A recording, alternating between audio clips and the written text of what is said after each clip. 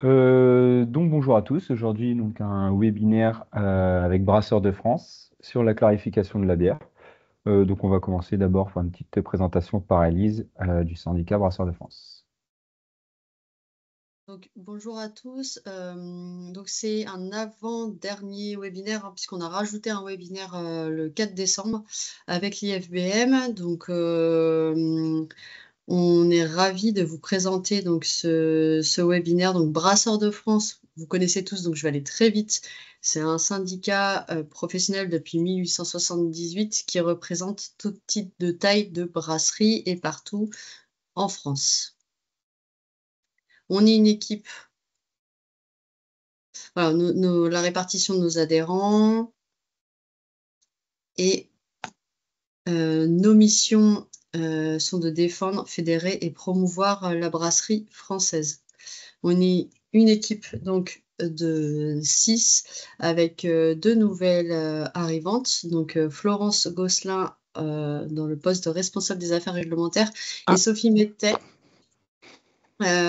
qui sont arrivés en juillet et en septembre. Et donc, j'ai pas encore les photos, mais vous allez les rencontrer bientôt.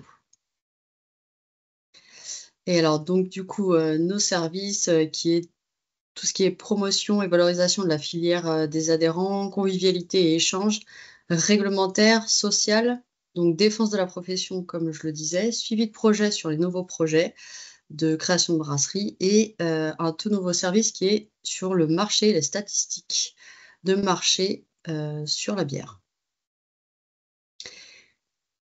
Donc mon contact, mais normalement tout le monde me connaît ici. Juste pour vous dire que le webinaire donc, va se dérouler en 2 temps. Il y aura 45 minutes de présentation et 15 minutes de questions-réponses. ok, donc je vais présenter très rapidement IFBM. C'est pas forcément le but de ce webinaire. Donc on est un institut, donc IFBM déjà, c'est l'acronyme de l'Institut français des boissons, de la brasserie et de la malterie. On est basé à Nancy. On existe depuis 1962. On est un petit peu, finalement, on fait la continuité par rapport à la fermeture de l'école de brasserie de Nancy. Et aujourd'hui, il y a une partie de cette ancienne école qui est devenue également l'école d'ingénieurs en agroalimentaire NSAIA, qui est située juste en face de chez nous. Donc pour les besoins finalement de l'ensemble de la filière, à la suite de la fermeture de cette école de brasserie, est né alors l'IFBM, donc dans lesquels on retrouvera des laboratoires, une plateforme de production, des travaux également faits par une équipe, par une équipe pardon, R&D. On travaille énormément également avec toute la filière des sélectionneurs de nouvelles variétés d'orge pour essayer d'avoir une matière première de plus en plus performante d'un point de vue d'abord agronomique et derrière pour à la fois la filière malterie et la filière brasserie.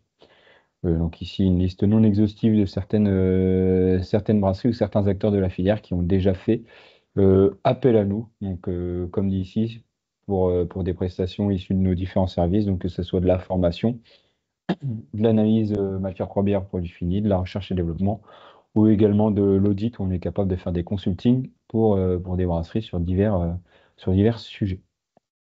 Voilà, je vais me permettre d'enlever la caméra parce que j'ai la petite lumière dans les yeux tout à l'heure. Ok. Donc le sommaire.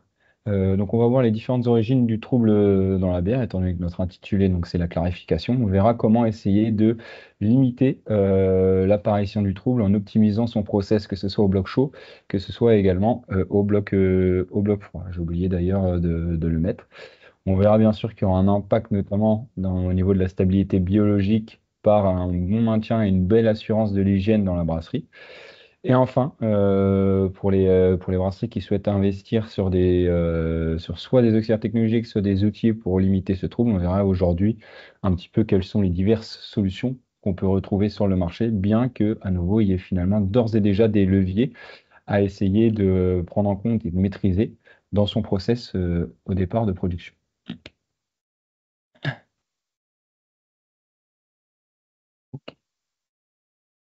Donc, les différentes origines d'abord du trouble dans la bière.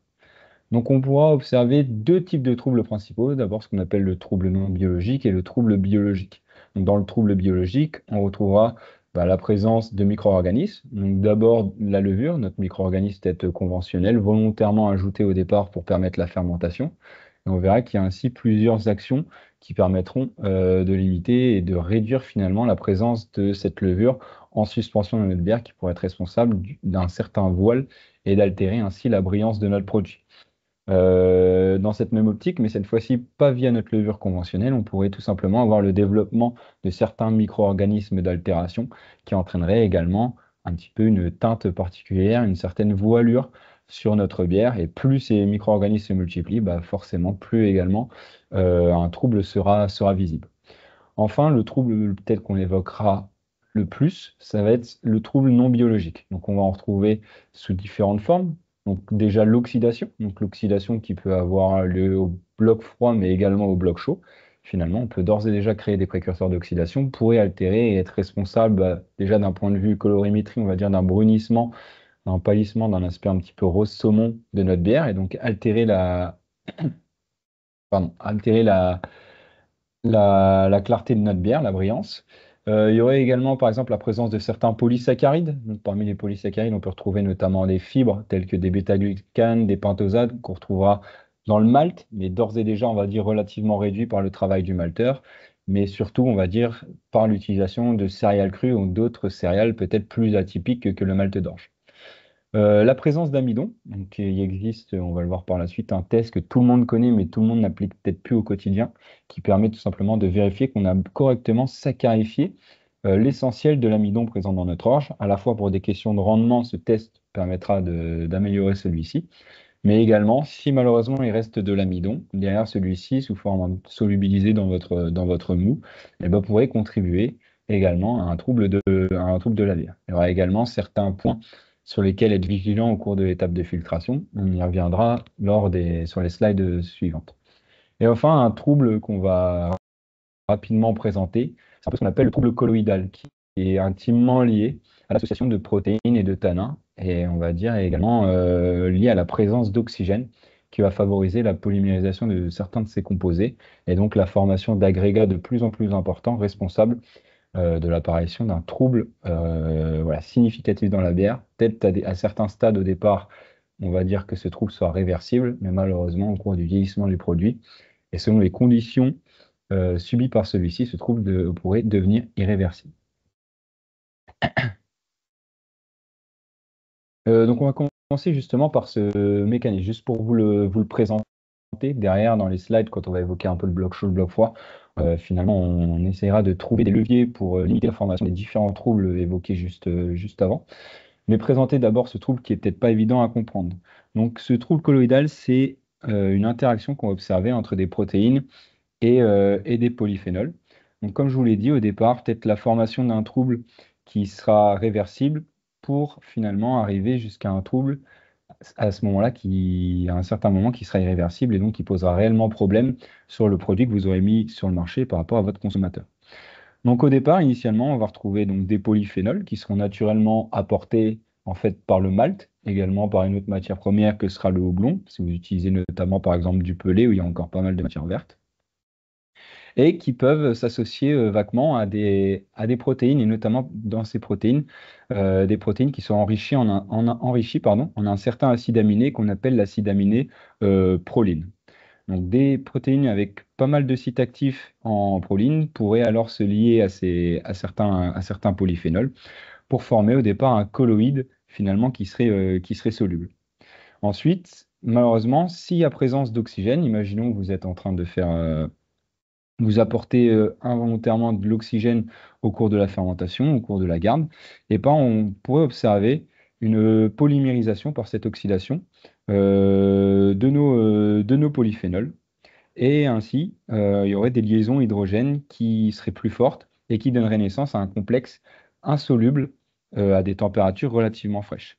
Ces liaisons, elles pourraient malgré tout rester encore relativement fragiles et par un réchauffement de la bière, voilà, des températures un peu plus importantes, et ben, ce trouble pourrait complètement disparaître et être encore, on va dire, réversible. On appelle ça le trouble à froid, le chill haze. C'est quelque chose qu'on observe aussi régulièrement quand tout simplement on passe en garde froide nos fermenteurs. Un trouble qui pourrait apparaître, mais finalement, une fois le conditionnement, s'il n'y a pas eu de polymérisation supplémentaire, ce trouble est amené à disparaître. Par contre, si on observe une agglomération encore supplémentaire de colloïdes, on peut avoir une formation de fragments polyphénol et proline toujours plus important, et cette fois-ci liés par des liaisons covalentes, donc des liaisons un peu plus rigides, qui celles-ci ne pourraient pas se rompre finalement, même sous l'effet de la chaleur. On parle alors de troubles permanents. Donc voilà, comme dit, ces troubles froids au départ, ils peuvent se former lors de la garde, lors de la maturation. Et souvent, on va essayer de finalement profiter de cette phase de garde. Vu qu'il y a une sorte de trouble qui se forme, même si celui-ci est amené à être réversible, au cours du conditionnement, bien souvent, on a beau être le plus prudent, et ben, on récupère à chaque fois quelques ppb, voire, j'espère pas pour vous, des ppm d'oxygène qui pourraient favoriser justement la formation de ces liaisons covalentes. Donc au départ, on va essayer de profiter de ce trouble réversible, favorisé par la garde froide à 0 degré, pour faire des purges, pour éliminer un petit peu notre trouble et utiliser également potentiellement des auxiliaires technologiques ou des outils technologiques. Si vous connaissez des brasseries, par exemple, qui utilisent une centrifugeuse, souvent cette centrifugeuse, ils vont ils vont la mettre en service au cours de la garde froide. À la fois, ça leur permettra d'optimiser un petit peu ce temps de garde, mais également de favoriser l'élimination de ces colloïdes responsables d'un potentiel trouble permanent si par la suite il y a encore, on va dire, accumulation d'oxygène. Donc voilà un petit peu pour la présentation de ce trouble qu'on appelle le trouble colloïde le trouble colloïdal, et dont vous pouvez largement entendre parler dans de la littérature, tout comme dans des articles de vulgarisation. Donc l'objectif du brasseur, si possible, c'est vraiment de l'éliminer avant le conditionnement et donc la mise sur le marché du produit. Donc, outre ce trouble colloïdal, comment essayer de limiter les facteurs impactant la brillance de notre bière? Donc déjà, essayer de s'intéresser un petit peu à nos matières premières. On en a parlé. Certaines caractéristiques de nos matières premières peuvent impacter le trouble. On connaît notamment, par exemple, les protéines. Quand vous achetez du malt, vous essayez d'avoir un malt en regardant votre bulletin d'analyse qui rentre dans une certaine plage, de manière conventionnelle, entre 9,5 et 11,5% de protéines. On voit qu'il y a des céréales qui vont être un peu plus riches en ces taux de protéines, donc notamment le blé. C'est pour ça qu'il n'y a qu'en France qu'on appelle ce genre de bière des bières blanches, mais par exemple en Allemagne, donc ces bières blanches qu'on va appeler plus des Weissbier, des bières de blé, et ben c'est pour cette raison qu'on observe un trouble plus important, parce que le versement de blé plus riche en protéines aura tendance à apporter ce léger voile. Oui, Dans les ce deux, attends, style là, de, dans ce style de bière, ça sera un voile qui sera, on va dire, volontairement recherché et qui ne portera pas préjudice, même le client finalement le moins expérimenté finalement et qui ne recherche pas forcément des bières artisanales, ne sera pas troublé par une bière blanche qui aura une apparence trouble. Par contre, voilà, il faudra être vigilant si vous êtes amené à brasser une lager ou ne serait-ce qu'une blonde, même de fermentation haute. Voilà, certains clients, s'ils observent un trouble sans connaissance de cause, ils se demanderont s'il n'y a pas un problème sur la bière. Outre le blé, on voit que d'autres céréales peuvent être responsables d'apporter un trouble un peu plus prononcé par un taux de protéines supérieur à celui du malt d'orge. On voit par exemple également l'avoine qui serait responsable de ça, le seigle également.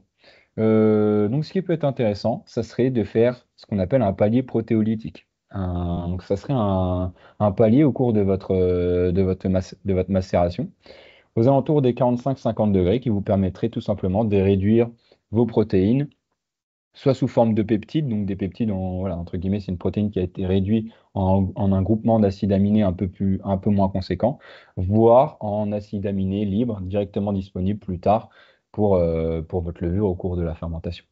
L'avantage qu'on a, c'est, comme vu lors de la toute première slide, outre les protéines, il y a également certains polysaccharides qui peuvent être responsables d'apporter du trouble dans la bière, dont notamment les bêta-glucanes et les pentosanes qu'on appelle également les arax, et qui sont mis également dans le tableau en haut de cette slide. On voit à nouveau que certaines céréales peuvent être d'autant plus riches en fibres également.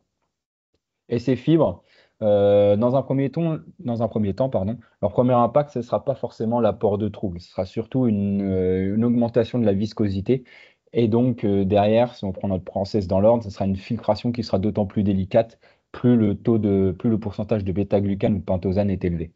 Mais ce qu'on observe également, c'est que des fois, si vous faites une macération avec une agitation relativement vigoureuse par votre pale d'agitation, et ben, vous pouvez engendrer une sorte de, finalement, de gel un petit peu de polysaccharides. Et ces gels de polysaccharides, outre le côté visqueux, et ben, ils pourraient également être responsables un peu de troubles dans votre bière.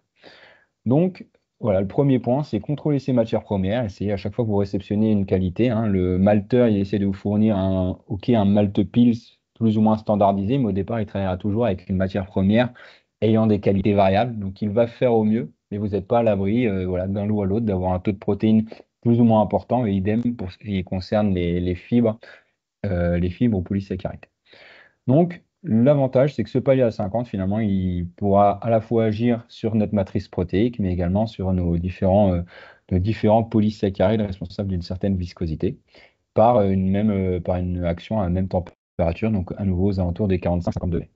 On sera juste vigilant, si vous êtes amené à faire ce palier, à ne pas le maintenir au-delà de 20 minutes, parce que malheureusement, il existe une enzyme qui a été en partie synthétisée au cours du maltage et qui n'est pas très désirable pour le brasseur, qui s'appelle la lipoxygénase. Cette enzyme, elle est responsable de l'oxydation enzymatique des lipides, qui conduit à la formation de précurseurs de faux goût et notamment de vieillissement prématuré de votre bière.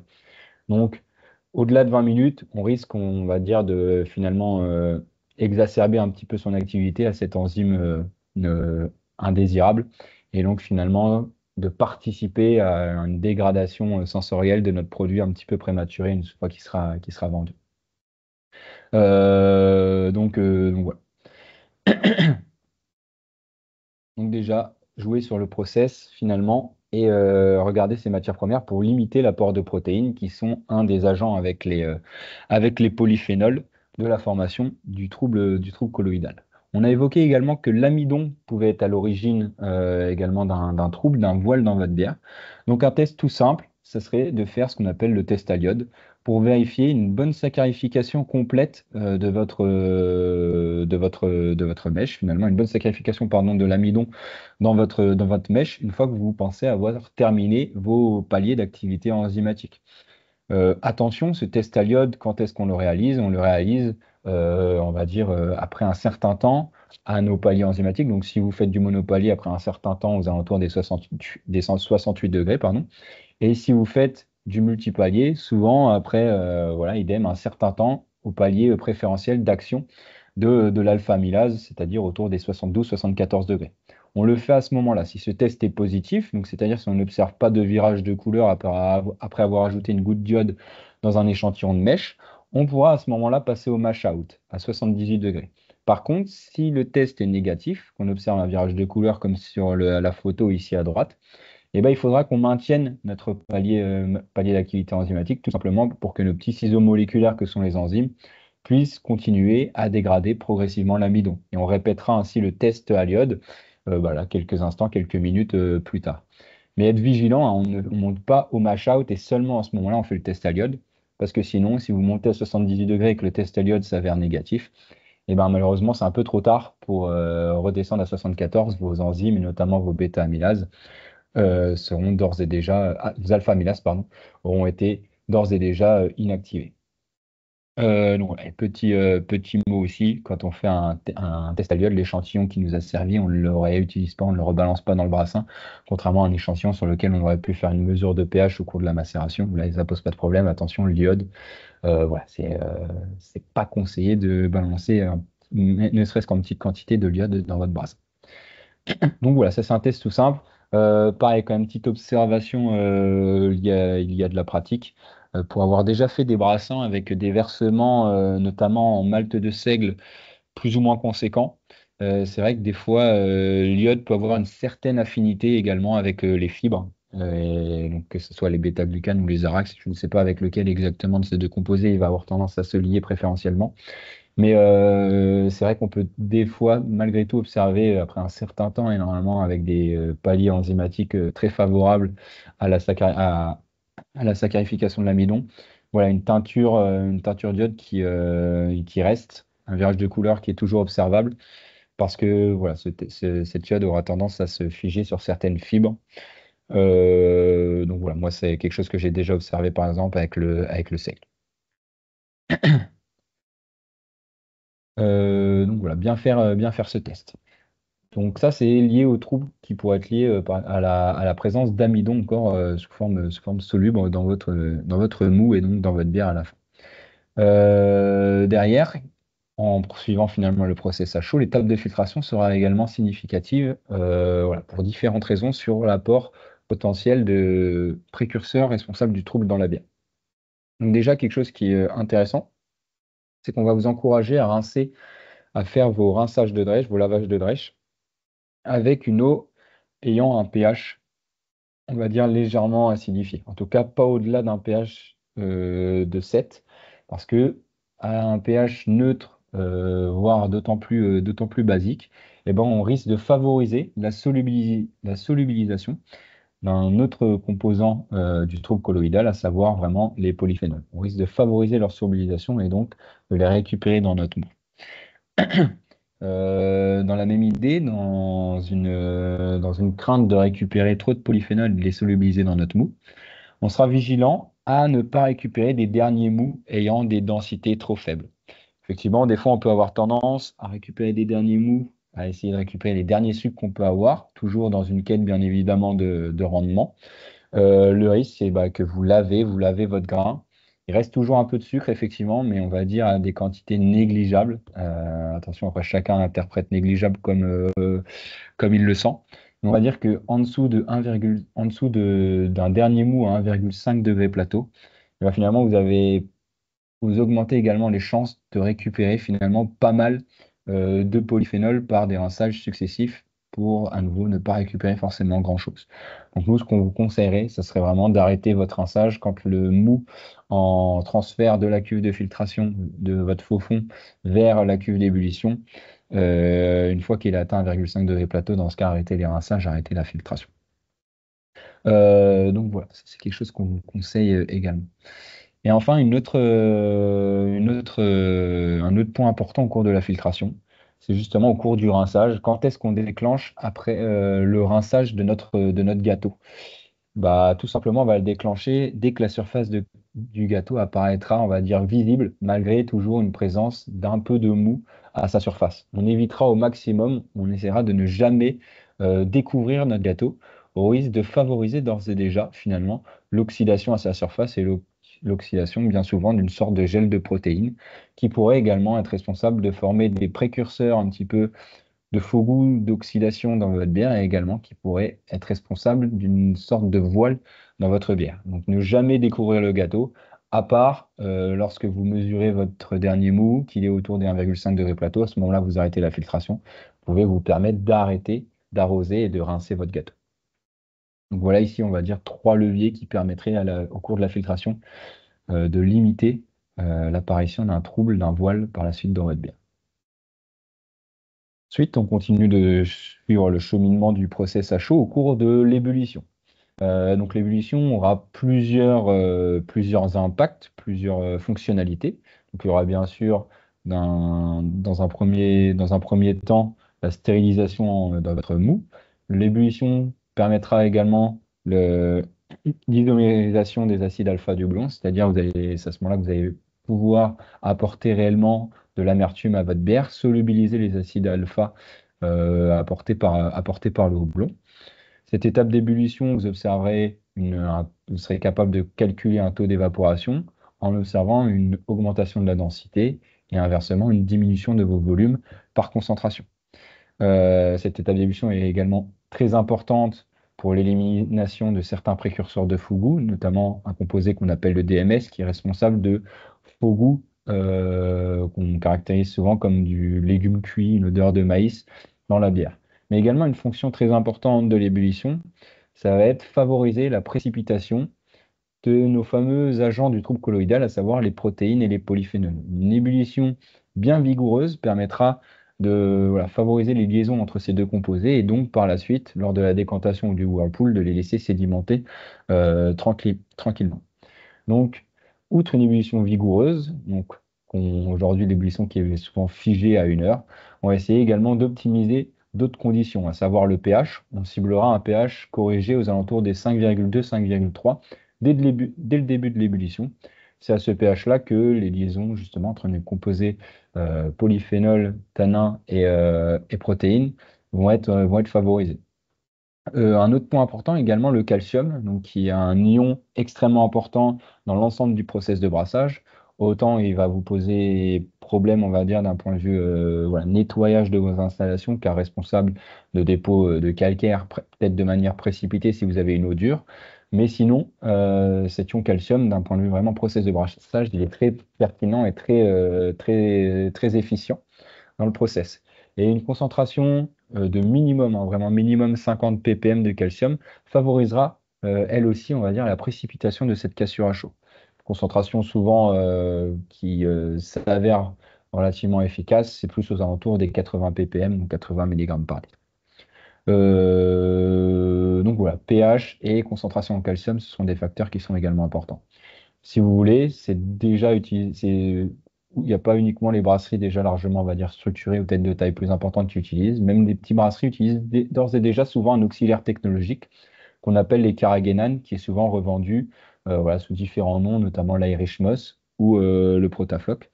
Donc, qu'est-ce que c'est les Carrageenan? En fait, c'est des polysaccharides qui sont extraits de, voilà, de certaines algues, c'est pour ça qu'on appelle ça Irish Moss, et qu'on peut utiliser en brasserie voilà, surtout dans un objectif, finalement, de se lier, d'interagir avec des protéines, également des polyphénols naturellement présents dans le mou. Ça va favoriser ainsi la coagulation et donc la précipitation de ces protéines, de cette fameuse cassure à chaud, parce que ça va s'agglutiner sous forme de plus grosses particules. Et d'après une loi qu'on verra par la suite, bah, plus une particule est grosse, plus son poids moléculaire est gros également, plus ça aura facilement tendance à sédimenter ensuite au cours de l'étape de Whirlpool notamment.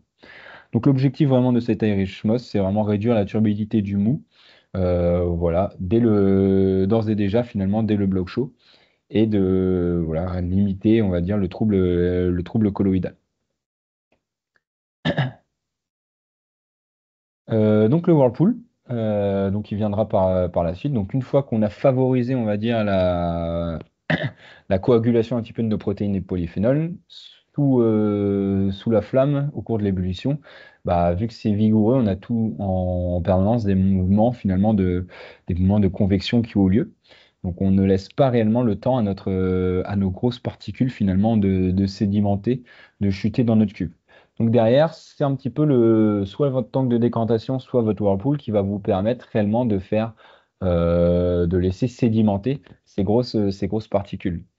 Donc voilà, certaines brasseries ont des outils plus ou moins technologiques, un tank de décantation, c'est-à-dire que vous allez tout simplement voilà, laisser sédimenter tranquillement les grosses particules sans forcément de force centrifuge ou d'un mouvement de vortex comme on pourrait se trouver dans un whirlpool, qui lui, par ce mouvement-là, va justement favoriser un gradient de pression par plusieurs forces, des forces centripètes et des forces centrifuges, qui permettront par la suite une sédimentation, on va dire, plus efficiente et également, on va dire, très homogène. Vous allez avoir votre trub qui, par ce qu'on appelle le paradoxe de la feuille de thé, va avoir tendance à sédimenter et retomber vraiment pile poil au milieu du fond de votre cube. Donc ça, c'est des phénomènes physiques qui régissent cela et qui, on va dire, optimisent, rendent plus efficient l'installation Whirlpool par rapport à un simple tank de décantation.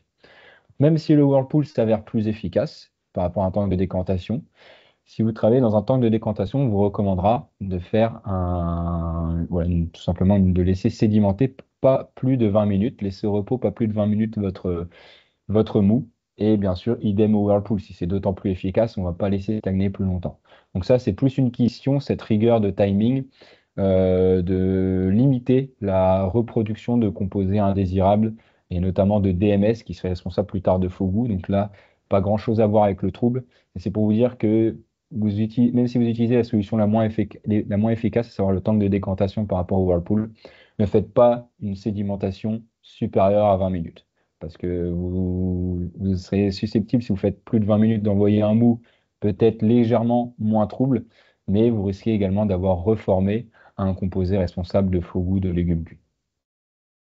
Donc voilà. Mais si l'ébullition a été bonne, vigoureuse, avec les bonnes conditions de pH, euh, avec une concentration en calcium suffisante, normalement, au bout de 20 minutes de décantation, vous devrez avoir un trouble qui est déjà largement sédimenté.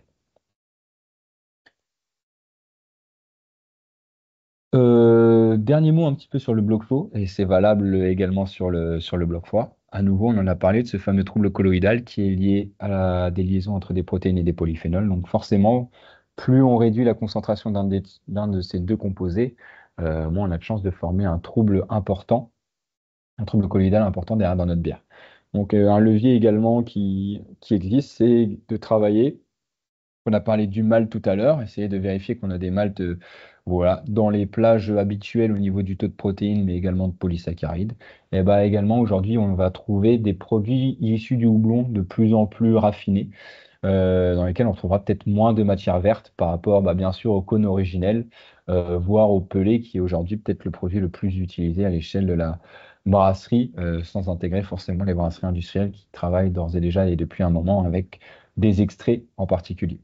Donc voilà, ces qualités de produits, donc des extraits, des huiles essentielles, bah forcément, c'est largement réduit en matière verte et donc largement réduit en polyphénol. Donc aujourd'hui, vous trouverez tout plein de produits commerciaux vendus par vos différents fournisseurs qui sont plus ou moins adaptés voilà, pour le bloc chaud ou pour le bloc froid, qui sont conseillés d'utiliser soit vous pouvez les utiliser à 100%, soit il est quand même malgré tout recommandé de les utiliser à un certain pourcentage en plus de l'utilisation de pellet.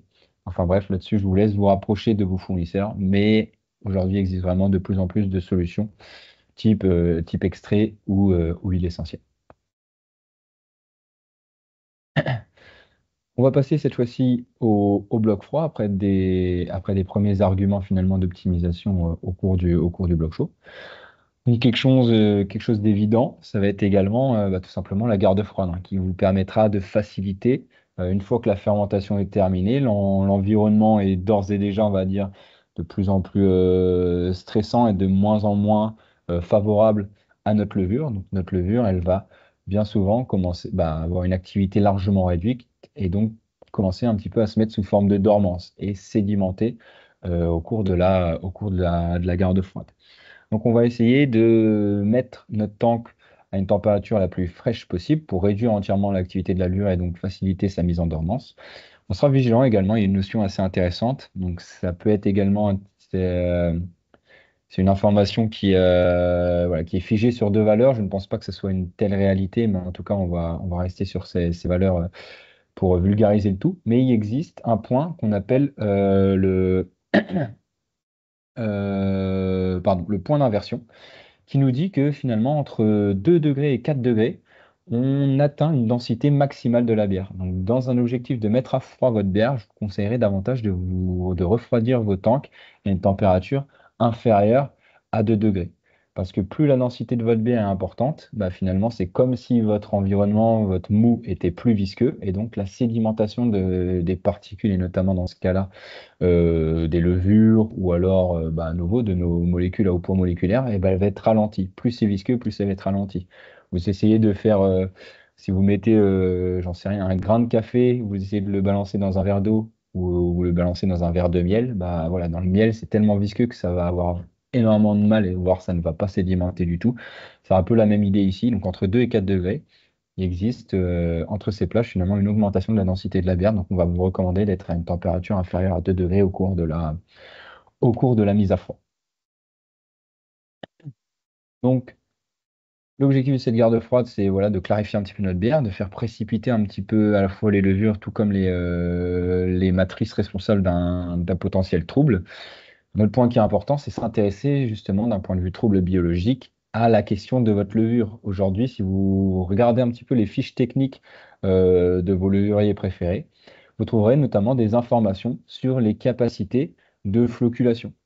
Donc ça, le processus de floculation dans la levure, il va impliquer des protéines qu'on appelle les floculines, qu'on va retrouver qui sont présentes sur les parois cellulaires de la levure et qui ont d'ailleurs qui ont aussi besoin de calcium, d'ion calcium, pour vraiment fonctionner et être efficientes, ces floculines.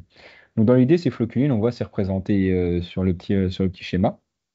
Elles vont chercher à se lier à un composé qu'on appelle le mannose et qui est présent en réalité finalement sur toute cellule de levure, on va retrouver des composés mannose. Et lorsque les floculines vont se lier au mannose, et ben, ça va permettre ainsi la floculation de la levure de former un agglomérat et donc de chuter. Donc, comment ça se fait que ça ne chute pas plus tôt au cours de la fermentation? Bah, heureusement, j'ai envie de dire, mais lors de la fermentation active, on aura par exemple le glucose, le maltose, le saccharose qui pourraient inhiber en fait cette flocculation, cette liaison entre les floculines et, euh, et les résidus mannose des cellules adjacentes, voilà, pour éviter une flocculation qui serait prématurée de la levure au cours de la fermentation. Après, ce qui rend une souche plus ou moins floculente, ça sera des propriétés génétiques, où on aura certaines souches qui seront plus ou moins riches en composés floculines, donc en protéines actives par rapport au phénomène de flocculation. Ou alors, on aura également des souches où il y aura des sucres plus ou moins complexes qui pourraient être responsables, voilà, d'une inhibition de la flocculation. Donc, c'est pour ça que vous retrouvez, donc, comme mis en exemple ici, des souches qui sont plus ou moins floculentes. Ça va être lié intimement, en fait, également à leurs caractéristiques génétiques. Donc, je vous ai mis, par exemple, à droite, un exemple de chez l'allemand, la levure Lalbro Munich classique, qui est souvent une levure utilisée pour faire justement des Weissbier, des bières blanches, où le trouble est, on cherche à en avoir un volontairement. Donc, cette levure a souvent une faible capacité de flocculation. Après, pourquoi cette levure on l'utilise pour les blanches? Ça ne s'arrête pas que à ça, hein. Il y aura des précurseurs organoleptiques, présence d'ester, côté épicé également. C'est une levure POF+, voilà, qui impacteront le fait qu'on retrouvera les caractéristiques typiques d'une Weissbier, d'une bière blanche. Mais la flocculation fait partie, on va dire, des critères et des arguments de cette levure pour la valoriser sur ce style de bière. Donc voilà, donc on a parlé un petit peu du malt, du houblon, on a parlé très rapidement de l'eau pour vous parler de l'impact finalement de l'ion calcium à la fois au bloc chaud, mais ici également pour favoriser la flocculation de la levure. Et on parle de notre dernière matière première, finalement, ce petit micro-organisme essentiel. Derrière, au cours de notre bloc froid, ce qu'on va vous recommander, bien évidemment, ça sera de faire des purges pour éliminer cette levure qui aurait sédimenté. Donc faire des purges ou pourquoi pas réutiliser cette levure dans un objectif de faire du repitch, l'utiliser dans l'objectif d'ensemencer un nouveau fermenteur, mais du moins la retirer du fermenteur en question qui a été claqué à froid bah voilà, pour réduire la population de cette levure. Et vous pourrez également éliminer des résidus de houblon si vous avez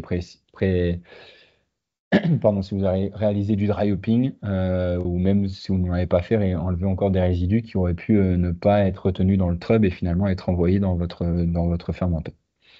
Donc voilà, ici juste une petite chose, une expérience un peu professionnelle. J'ai travaillé dans une brasserie où, par exemple, on faisait une lager, donc une bière de fermentation basse, et on faisait notamment une pils, donc une bière qu'on cherchait la plus limpide possible, malgré qu'on était une brasserie artisanale qui n'avait pas de système de centrifugation, qui n'avait pas de système de filtration. Et on essayait le moins possible d'utiliser d'auxiliaires technologiques. Donc ça, c'était juste d'un point de vue philosophie. Ça s'arrête là. Donc par exemple, pour notre lager, eh ben, on ciblait également une population maximum de levure, entre guillemets, pour voilà, limiter le trouble biologique lié à une concentration de levure trop importante et donc qui pourrait impacter la brillance de notre bière. Donc, par exemple, on se disait que pour envoyer notre pils en sous-tirage, en conditionnement, on cherchait avant au cours de la garde à avoir atteint une population en levure inférieure à 1 million de cellules par millilitre. C'est un petit peu, on va dire, notre cahier des charges à nous voilà, pour garantir derrière une lager, voilà, un minimum brillante à notre consommateur qui n'était pas forcément amené à être un consommateur uniquement de bière artisanale, ne pas le perturber. Donc c'est pour ça que je vous ai mis également ce petit dessin de microscope pour dire que des fois un comptage de levure peut également donner une idée finalement de la clarification progressive de votre bière. Voilà. Et juste être vigilant par rapport au petit dessin également avec l'effet tunneling.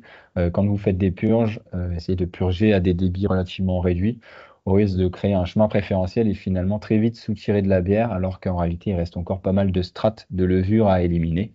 Et voilà, vous risquez d'avoir énormément de freins et finalement de pas tant clarifier que ça votre bière. Autre impact qui peut favoriser la présence de trous, on en a parlé enfin également, c'est l'oxygène. Donc pour le coup ici je vous parlais du cas du balayage d'un tank, donc c'est-à-dire l'inertage de celui-ci lorsque vous êtes amené à faire un transfert. Attention ici je ne parle pas de l'inertage d'un tank avant entonnement, c'est vraiment dans le cas où vous avez fait une garde froide et on va dire pareil, toujours dans un esprit d'éliminer peut-être le plus gros des particules qui auraient pu d'ores et déjà sédimenter. Vous voulez faire un transfert dans un dry tank. Également, peut-être dans une optique de libérer plus rapidement le fermenteur pour augmenter vos potentiels volumes de production annuels. Dans ce cas-là, on va en amont de transférer notre bière d'un fermenteur à un tank de garde ou un dry tank. On va bien inerter celui-ci pour chasser l'oxygène qui pourrait donc apporter du trouble, complètement finalement faire perdre la fraîcheur à la bière et commencer à l'oxyder, à créer donc des potentiels d'oxydation qui joueraient sur finalement la fraîcheur de notre bière une fois celle-ci conditionnée. Donc deux solutions pour essayer d'inerter, de purger ces tanks de réception. Donc utiliser par exemple du CO2. Donc voilà, donc surtout les brasseries qui travaillent d'ores et déjà dans un environnement isobar, qui ont déjà finalement une solution de CO2 exogène disponible ou qui revalorise pour ceux qui ont ces technologies le CO2 fourni et finalement rejeté au cours de la fermentation. Voilà, utiliser du CO2 pour inerter complètement notre tank. Donc le CO2 étant plus lourd que l'oxygène, on favorisera finalement l'envoi du CO2 par le bas du fermenteur. Et il existe des petits appareils ici mis, des oxymètres. Donc voilà, j'ai vu que du coup, on m'a dit qu'il y avait Monsieur Berthaud, donc que New Beers par exemple, le groupe New Beers utilise. Donc nous, ça y est, on a investi dans ce système également, donc qui est très pratique. C'est un oxymètre gazeux, donc qui vous permet de mesurer finalement le pourcentage d'oxygène à la sortie de votre fermenteur. Donc ici, dans le cas où on remplit le fermenteur par le bas, on essaiera de venir se plugger entre guillemets à la sortie du bras de douche de notre fermenteur, de notre dry tank, pardon, pour vérifier que finalement, ce qui est en train de sortir, c'est uniquement un environnement relativement saturé en CO2 qui a le moins d'oxygène possible. Et dans ce cas, on peut se lancer dans le transfert. Donc voilà, c'est un équipement très intéressant qui n'est pas forcément ultra onéreux. Par contre, attention, c'est très sensible à l'humidité. Donc, il faut que ce tank de réception, il ait bien sûr bien été désinfecté avant remplissage, mais également, entre guillemets, que des petites purges aient été réalisées pour qu'il y ait le moins voilà, de traces ou de solutions aqueuses résiduelles qui pourraient être projetées contre ce petit équipement. Outre le CO2, on peut également purger avec de l'azote. Certaines brasseries utilisent aujourd'hui des générateurs d'azote. Il faudra être vigilant à utiliser de l'azote avec une pureté extrêmement importante, donc vous aurez au minimum 99,9% de pureté. Et inversement, par rapport au CO2, cette fois-ci, l'azote a tendance à être plus léger que l'oxygène, donc on enverra cette fois-ci par le haut du fermenteur pour progressivement pousser l'oxygène à s'échapper par le bas. Ici, c'est justement un petit graphique, une petite étude qui a été réalisée chez nous sur un petit fermenteur Pico de 200 litres où voilà, on a mesuré finalement, on a calculé le temps qui nous permettait de descendre sous certaines valeurs d'oxygène et c'est vraiment par le haut du fermenteur que finalement cet inertage s'avère le plus efficient et le plus rapide. Et autre point également, c'est juste envoyer un débit pas forcément ultra important, donc je ne vous donnerai pas de valeur, voilà, par peur pour vous donner des bêtises. Mais si vous envoyez un débit trop important, soit votre CO2, soit votre azote, vous risquez plus finalement de mélanger les phases entre le CO2 et l'air ambiant, l'oxygène, et donc finalement ne pas évacuer si efficacement que ça l'oxygène. Derrière également au bloc froid, donc au cours du conditionnement. Donc ça avait déjà été évoqué dans un précédent webinaire sur les réactions d'oxydation.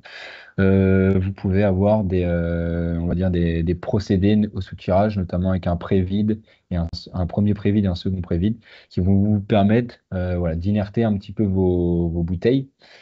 Et également une autre solution qui s'appelle le jetting, qui permet de volontairement faire mousser votre bière lors du soutirage et lors du relargage de la bouteille avant le capsulage, ou via un col de mousse, finalement, vous allez limiter l'oxygène qui pourrait s'infiltrer dans le col de votre bouteille et donc limiter l'oxygène packagé dans votre bière.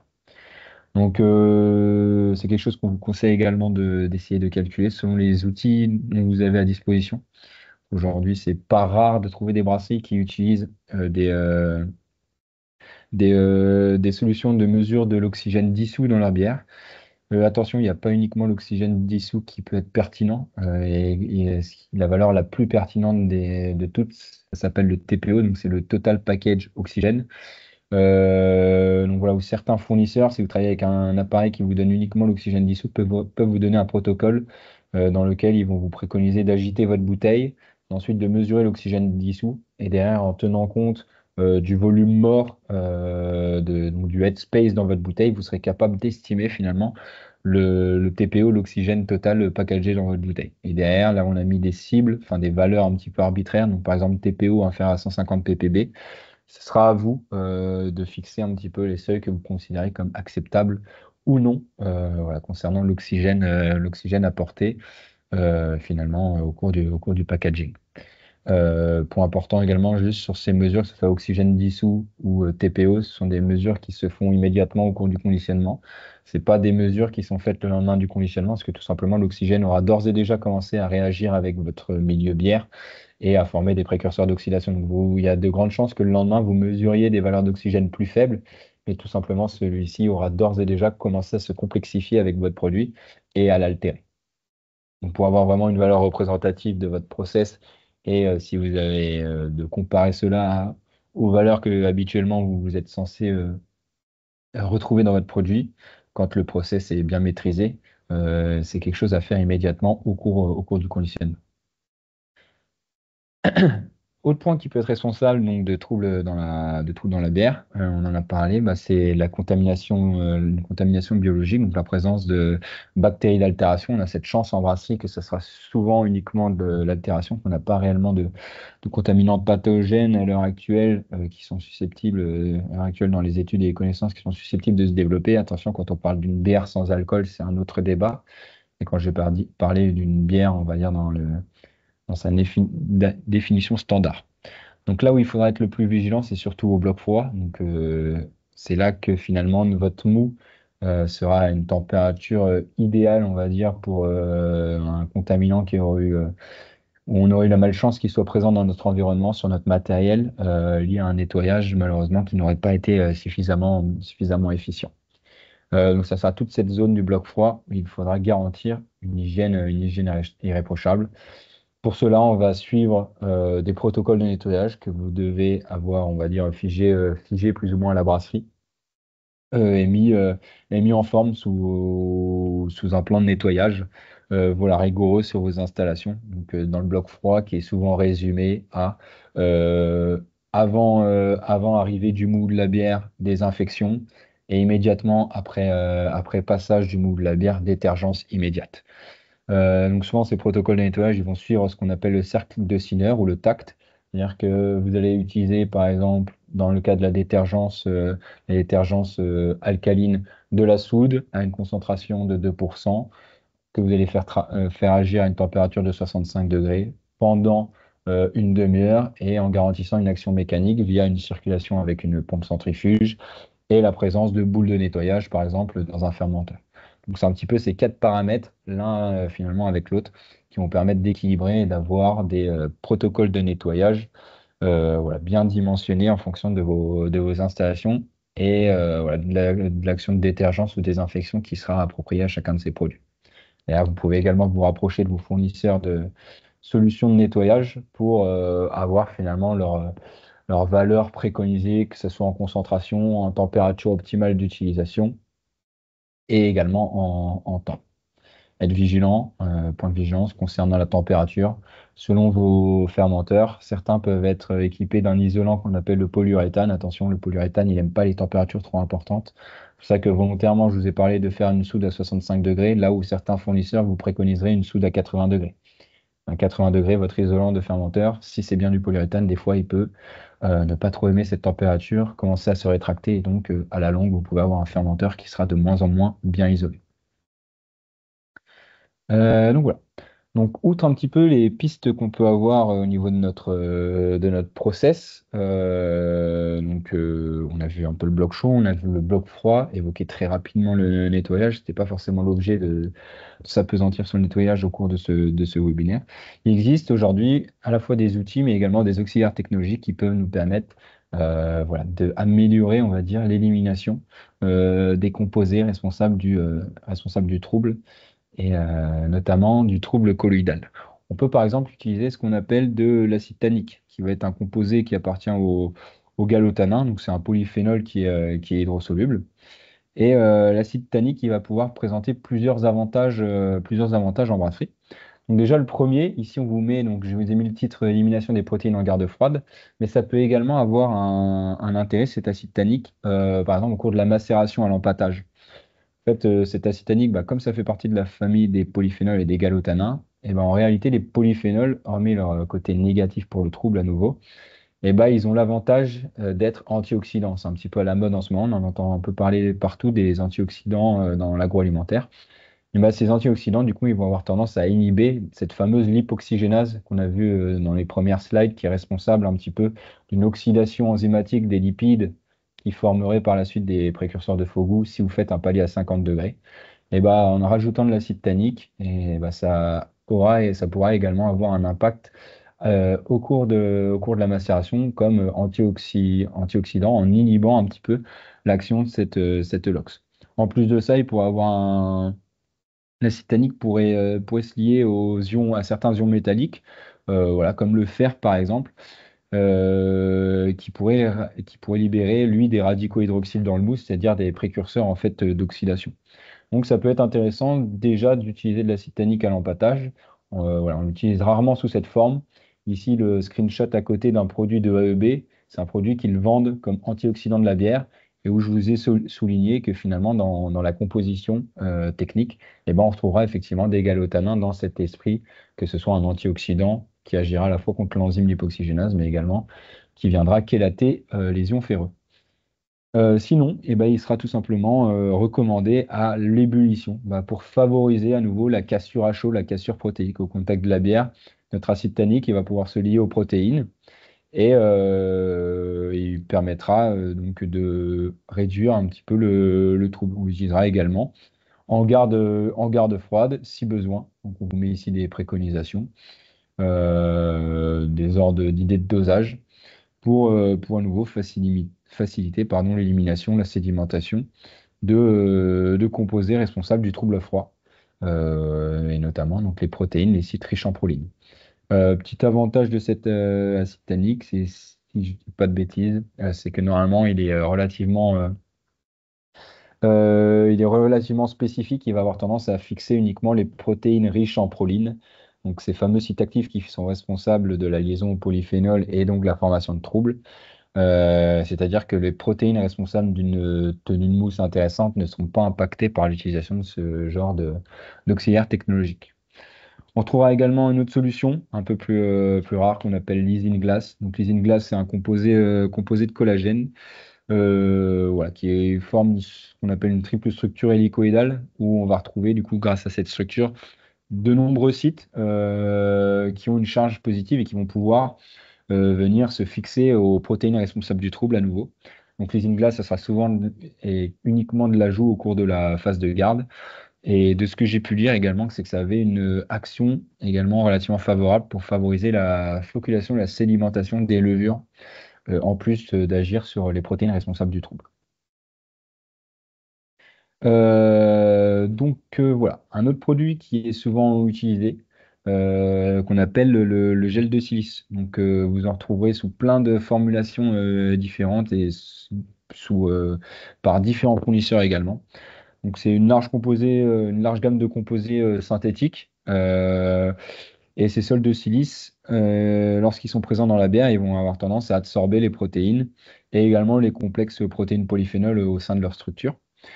Et pareil, ils ont un mécanisme relativement sélectif qui permettra de se figer, d'absorber uniquement les protéines responsables du trouble via des liaisons hydrogènes directement au site actif de la silice. Donc un des produits qui est connu, donc c'est pas du tout pour leur faire de la pub, mais là je vous ai remis un fournisseur déjà cité précédemment, Mais il y a pas mal de brasseries, des fois qu'on rencontre, avec qui on interagit, qui utilisent par exemple un produit qui s'appelle le spindazole. Donc voilà, qui est tout simplement voilà, du sol de silice et qui est utilisé en cours de garde froide pour voilà, favoriser la précipitation un petit peu des protéines responsables du trouble et donc limiter la formation de troubles colloïdales.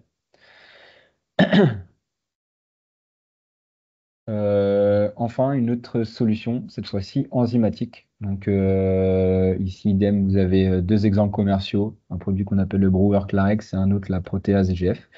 Bah, pour le coup, c'est vraiment des enzymes, donc un petit peu comme les enzymes que vous faites travailler au cours de votre macération au bloc chaud.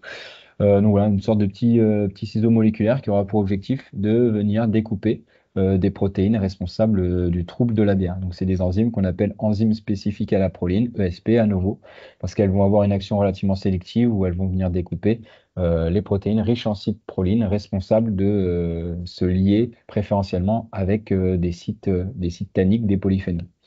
L'autre avantage que peut avoir également ces enzymes spécifiques à la proline, c'est qu'elles permettent également voilà, de dégrader les mélanges polymorphes qui sont responsables de la formation de gluten dans une bière. Donc voilà, vous pouvez, en utilisant cette enzyme spécifique au cours de la garde froide, voire de la fermentation, là-dessus je ne vais pas vous donner de bêtises, donc à revoir sur une fiche technique, vous pouvez les utiliser pour faire des bières sans gluten, attention, pour vraiment vous assurer le coup, on vous conseille derrière d'envoyer un échantillon en analyse pour effet que vous êtes bien en dessous de 20 ppm, hein. C'est sous ce seuil que vous pourrez réellement étiqueter et commercialiser une bière sous l'appellation sans gluten. Et enfin, peut-être historiquement, vous avez déjà entendu parler de la papaïne, qui est effectivement une enzyme protéolytique capable de dégrader des protéines. Par contre, la papaïne, qui est encore vendue par certains fournisseurs, elle a l'inconvénient visiblement d'être une enzyme qui n'est pas sélective, donc cette fois-ci elle serait susceptible de dégrader ok les protéines de la mousse, les protéines du troupe, pardon, mais également justement les protéines ayant une action favorable sur la mousse de la bière.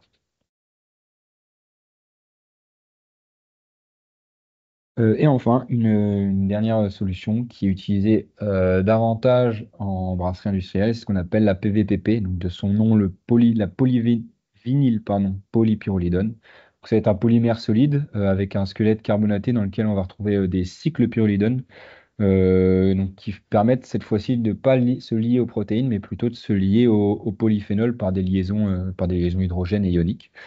Donc en gros, c'est comme si la PVPP elle avait une meilleure affinité pour pour les polyphénols que ce n'est le cas que ce n'est le cas pour les protéines qu'on retrouve dans votre mou. Et ainsi, vous allez former des complexes PVPP polyphénols où la PVPP va absorber ces tanins et vous permettre de les retirer. Aujourd'hui, la PVPP, on la retrouve souvent sous deux formes. Une principale qu'on appelle en gros de la PVPP one way, c'est-à-dire de la PVPP jetable. Bon, ça nécessite moins d'investissement en infrastructure, mais par contre, cette PVPP, elle sera souvent éliminée sur un filtre qui s'élure qu'on évoquera par la suite. Donc, c'est-à-dire que vous devez malgré tout avoir une solution de filtration sur laquelle sera retenu votre PVPP et donc éliminé par la suite.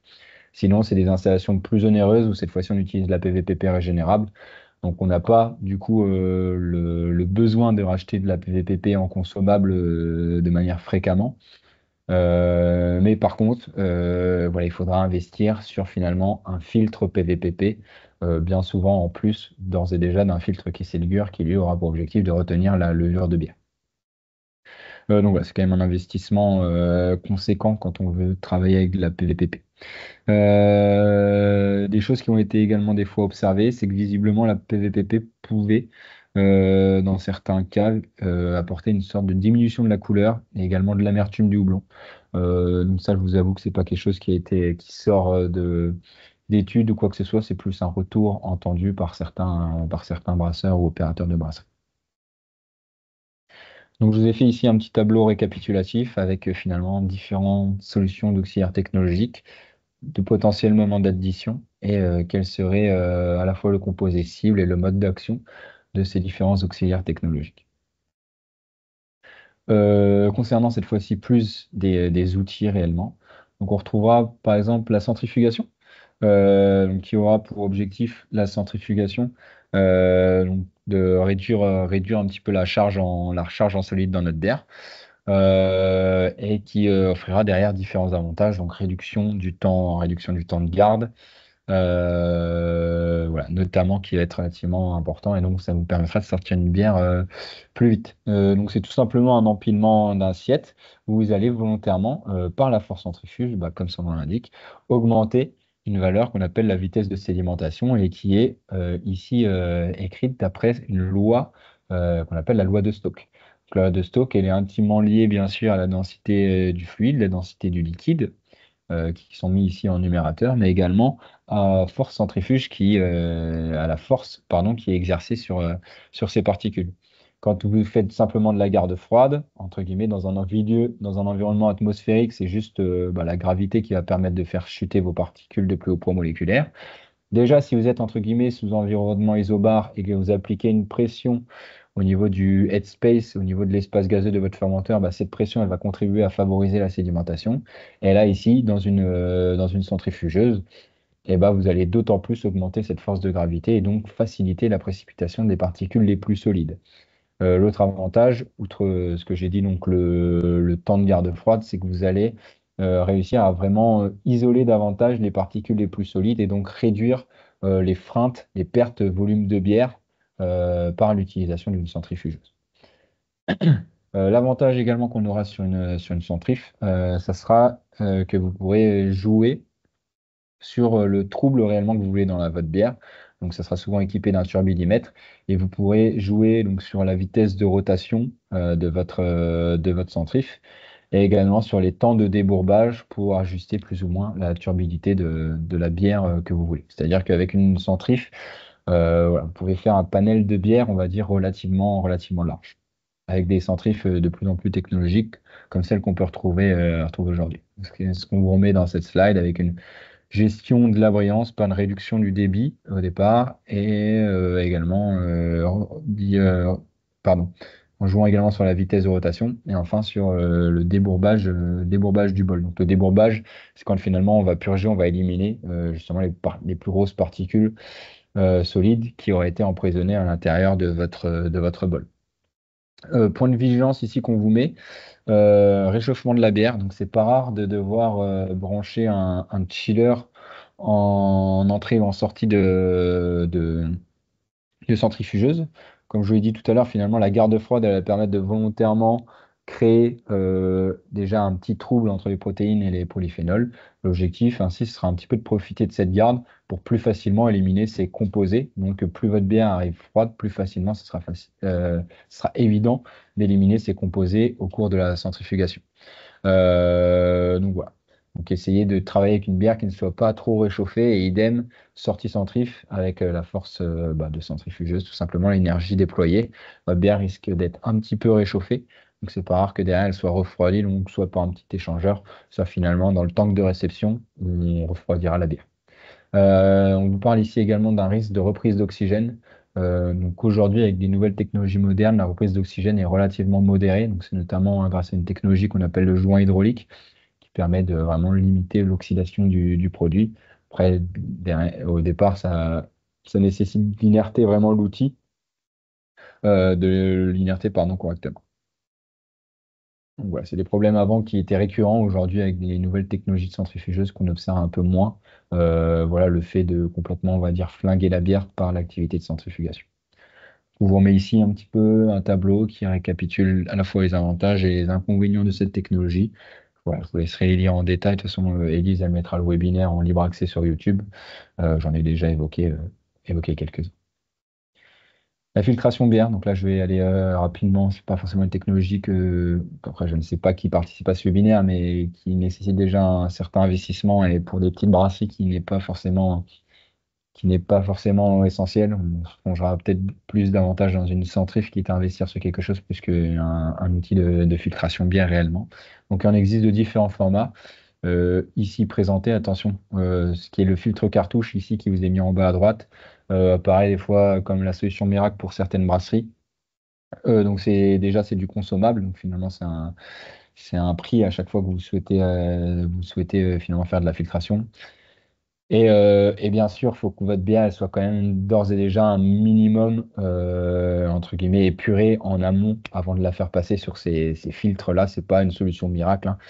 Plus votre bière est saturée, plus vous allez les colmater rapidement. Donc, comme toute solution de filtration de toute façon. Mais voilà, c'est pas une solution miracle à nous. Donc, le principe de la filtration, c'est que je prends juste une filtration voilà, sur cadre ou à bougie. L'objectif, c'est d'utiliser souvent ce qu'on appelle un adjuvant de filtration, qui est aujourd'hui le kieselguhr. Donc, ce qu'on appelle également la terre de diatomée. Pareil, c'est une sorte de silice, roche silicateuse, dans laquelle on va retrouver, qui va être extrêmement poreuse, qui peut être plus ou moins calcinée. Justement, plus elle est calcinée, plus elle va être grossière, et moins elle est calcinée, plus elle est fine. On va utiliser une première couche plus grossière qui va nous servir vraiment on va dire de garantir une perméabilité sur le filtre. C'est un petit peu, quand on fait le comparatif avec la filtration de la mèche, pardon, le kieselguhr le plus grossier prend un peu le rôle de l'enveloppe de votre grain, là où derrière, vraiment votre gâteau de mouture va plus avoir le rôle ici du kieselguhr le plus fin. Et au fur et à mesure, bah, vous envoyez votre bière et l'objectif du Kissel ça va être vraiment de retenir dans ses pores la charge de levure. Donc plus votre bière est chargée, plus vous allez rapidement, entre guillemets, boucher les pores de votre Kissel, plus vous serez obligé à ce moment-là alors d'alluvionner des quantités importantes de Kissel et donc proportionnellement d'augmenter la pression sur votre filtre ainsi que l'épaisseur de couche. Tout ça répond à une loi du débit de filtration qui est régie ici, donc on appelle la loi de Darcy. Ce qui est délicat avec une filtration, c'est que, entre guillemets, quoi qu'il arrive, on sait qu'on va finir par colmater. L'objectif, c'est qu'on colmate le plus tardivement possible. Parce que pour garantir de la perméabilité, on rajoutera du Kieselguhr, mais en rajoutant du Kieselguhr, on va augmenter l'épaisseur de couche et on va augmenter la pression sur le filtre. Donc finalement, à un moment, on va complètement colmater. Donc voilà, donc c'est une solution qui est souvent utilisée en brasserie industrielle. Une solution qui est peut-être nouvelle pour vous, c'est ce qu'on appelle la filtration tangentielle. Donc pour le coup, qui est à la fois utilisée dans les grosses brasseries, mais qui peut commencer à se développer dans la brasserie artisanale. Donc cette fois-ci, la filtration tangentielle, l'objectif c'est d'utiliser ici des sortes de tubes poreux, comme écrit sur la slide, en céramique ou des fois en polymère, avec une certaine porosité. Ici, vous n'utiliserez pas voilà, du kieselguhr, comme ça va être le cas bien souvent dans la filtration de bière standard à adjuvant. Ici, c'est vraiment des membranes que vous allez réussir à réutiliser sur de nombreuses filtrations. Et voilà, vous n'utilisez pas entre guillemets, enfin, c'est votre membrane qui a cette action filtrante par sa porosité. Et vous allez souvent retrouver voilà, plusieurs modules installés l'un derrière l'autre. Comme ça, votre bière va passer dans un premier module où vous allez au fur et à mesure un petit peu saturer les pores de vos membranes. Et une fois que finalement que la filtration sera impossible dans ce module-là, votre bière va être bypassée dans le second module et le premier module subira un backwash, c'est-à-dire qu'il sera nettoyé en circuit fermé sur lui-même et derrière votre bière pourra revenir sur ce premier module et ainsi de suite. Donc c'est une solution qu'on est amené à retrouver aujourd'hui peut-être de plus en plus. Parce que l'avantage, c'est que d'un point de vue environnemental, on n'utilise pas du kieselguhr. Le kieselguhr, qui au départ est une denrée qui est amenée à s'amenuire, hein, c'est une ressource fossile.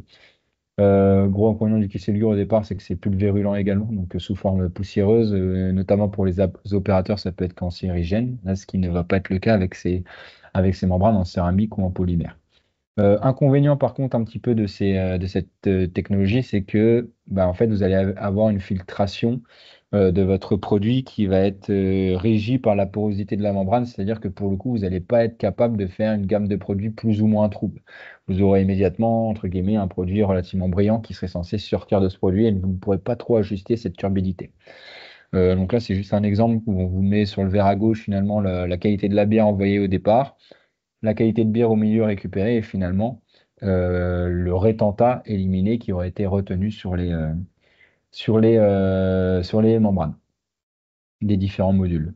Donc aujourd'hui, il y a plusieurs philosophies. On manque de retours pour l'instant pour vous conseiller l'une ou l'autre. C'est plutôt soit utiliser cette technologie à la place de la centrifugeuse, soit utiliser finalement cette technologie en plus d'une centrifugeuse. Donc voilà, à nouveau, comme dit, aujourd'hui on manque de recul. Je ne saurais pas vous conseiller l'une ou l'autre. Idem, rapprochez-vous de vos fournisseurs. Si possible, essayez d'échanger peut-être avec des brasseries de plus grande taille, si ce procédé vous intéresse, qui ont d'ores et déjà expérimenté la chose.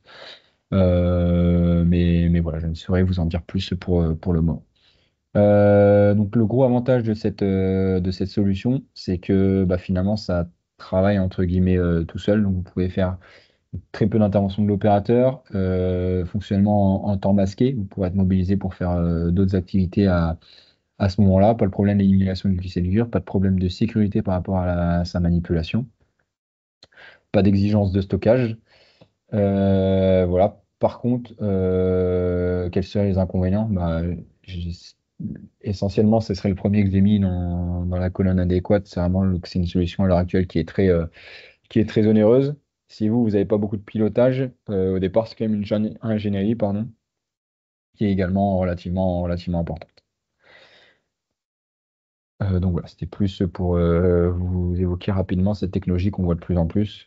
Si certains sont au courant, à l'heure actuelle, il y a un gros salon en Allemagne qui s'appelle Dream Tank.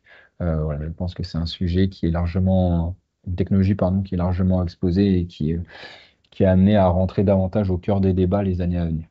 Donc voilà, j'ai été un petit peu longué, veuillez m'en excuser. Juste pour finir, voilà, c'est une slide très simple, mais pour vous dire que la qualité de la bière, voilà, même quand on est une petite brasserie, qu'on vend notre bière sous le format artisanal, bah, un consommateur lambda qui tombe sur votre bière mais qui n'est pas forcément habitué à boire des bières artisanales, et bah, quand il commande une blonde, il cherchera quand même à retrouver un minimum de limpidité, de brillance. Et finalement, cette brillance de la bière fait partie des attributs qui donnent une image d'Épinal au consommateur de ce à quoi il va s'attendre quand il va réceptionner son verre.